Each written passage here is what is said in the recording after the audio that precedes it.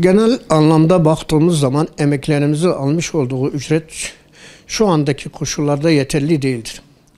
Bunun makul bir seviyeye çekilmesi gerekiyor ve bunun hayat şartlarının standartlarını yakalamak gerekiyor bu konuda.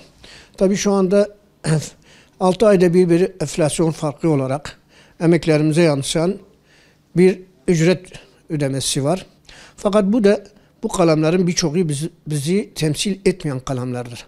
Asıl enflasyon bizim evde yaptığımız masraflardır. Mutfaktır.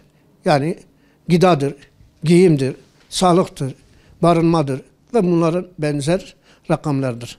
Bu rakamlara baktığımızda enflasyonun daha yüksek olduğunu apaçık görüyoruz. Bu nedenle enflasyonun şu anda rakamları bize samimi doğru gelmiyor yani açıkçası. Biz daha fazla bir ücret, daha fazla bir zam bekliyoruz. En az huzur hakkı dediğimiz bir kalkınmayla ilgili hükümetin, devletlerin kalkınması olduğunda bununla ilgili de çalışanlarına da emeklilerine de bir pay düşüyor. Biz ondan da pay istiyoruz. Ayrıca ben geçen sene aldığım maaşla ne kadar altın alabiliyordum, ne kadar dolar alabiliyordum. Ben bunun hesabını yapmak zorundayım.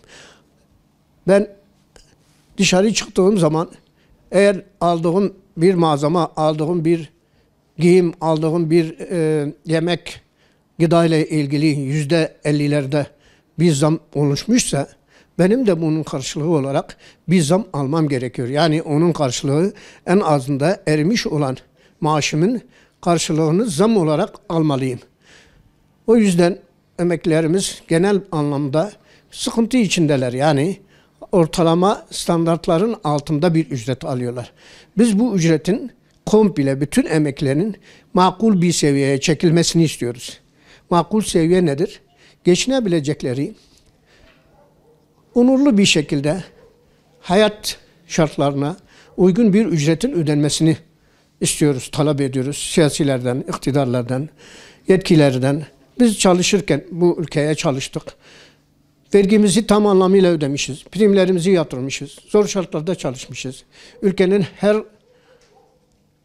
her karış toprağında bizim alın terlerimiz var. Bu yüzden emekli olduktan sonra da bizim normal insanca yaşayabileceğimiz bir hayatın olması gerekiyor. Bu da neden geçer? Maaşlarımızın belli bir seviyeye getirmesi gerekiyor. Geçinebileceğimiz bir seviye olması lazım. Normal standart birliğini yakalamamız lazım. O yüzden emeklinin genel anlamda baktığında durumlarının hiç olmadığını görüyoruz. Şimdi Türkiye'de 12 milyon küsür emeklimiz var. Yani 12 milyonu geçiyor. Dolayısıyla bu kişilere baktığınız zaman hakikaten aileleriyle birlikte büyük bir kitleyi temsil ediyor. Aileleriyle birlikte olsa bile 25 milyon yakın bir kitledir yani bunlar. Dolayısıyla emeklinin şu andaki ortalaması ücret bakımında baktığında 1,5 milyonu geçmiyor.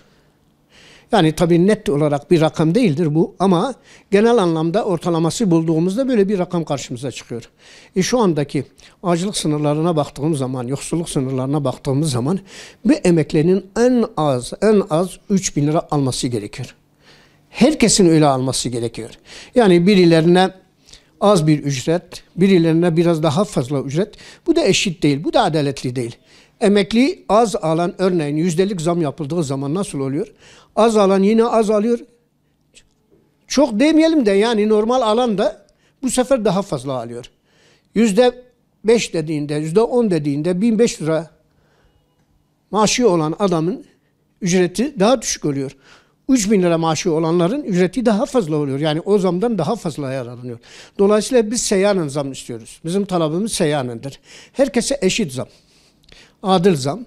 Eğer verilecekse seyyanen zamların verilmesi lazım ve o da bütün emekliye eşit bir şekilde yansıyacak bir zamın olması lazım.